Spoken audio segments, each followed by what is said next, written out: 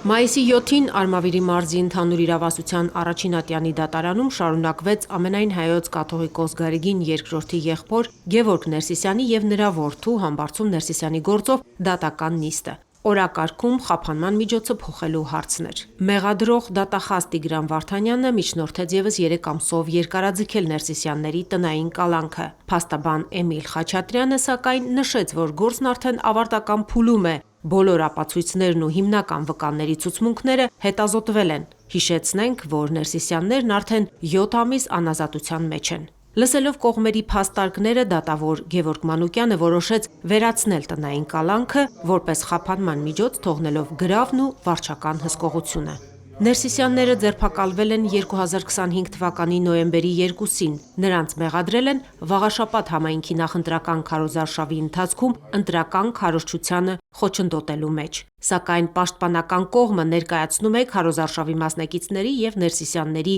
հանդիպման տեսագրությունները, որոնցում հանցակազմ պարունակող որևէ գործողություն տեղի չի ունենում։ Պաշտպանական կողմը մեկ անգամ չէ, որ հայտարարում է առաջադրված մեղադրանքը զուրկ է փաստական հիմքերից, գործընթացն ունի քաղաքական ենթատեքստ և հանդիսանում է ամենայն հայոց կաթողիկոսի վրա ճնշում գործադրելու ևս մեկ միջոց։ Բնականաբար քաղաքական կոմպոնենտ առկա է, դա կարծում եմ պետք էլ չի, որ մասնագետ լինենք, որպեսզի մենք հասկանանք, թե ինչով է պայմանավորված այս գործը։ Նախկինում ես նշել եմ, որ ըստ էության այստեղ ոչ թե կա իրադարձություն, որին պետք է գնահատական տրվի, այլ հանցագործության դեպքն է բացակայում։ Այս պայմաններում անձանց ի սկզբանե ապօրինի մեղադրանք առաջադրվեց, հետագայում կալանավորվեցին անձինք, տևական ժամանակ մնացին անազատության մեջ, բայց Փառք Աստծո, այսօր գոնե արդեն հասնելով դատաքննության ավարտական փուլ, դատարանը որոշում կայացրեց